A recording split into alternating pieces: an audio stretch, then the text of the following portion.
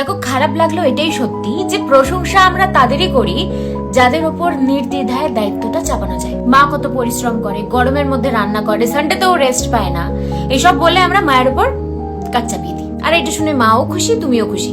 মাও হাসি মুখে সব দায়িত্ব পালন করে। অফিসেও দেখবে যে বেস্ট এমপ্লয়ি তাকে খুব প্রশংসা করা হয়, এ তো ওভারটাইম করে, এ তো ছুটিও নেয় না। তারপর টিমের বেস্ট এমপ্লয়ের ওপর সব দায়িত্ব চাপিয়ে দিয়ে সবাই হাওয়া। বাড়িতে একবার ভালো চা বানাও, তারপর যখনই চা বানানোর ব্যাপারটা আসবে সবাই বলো ও খুব ভালো চা বানায়, ও দারুণ চা বানায়। তারপর চা বানানোর দায়িত্বটা সবসময় তোমার ঘাড়েই পড়বে। আসলে যে দায়িত্ববান তার ঘাড়েই দায়িত্বটা বেশি পড়ে। ঘরে দেখবে যেই ফ্যানটা বেশি স্পিডে চলে সবাই ওই ফ্যানটাই চালায়, আর ধুলাও ওই ফ্যানটাতেই বেশি পড়ে, আর সবাই বলে ইস কি নোংরা।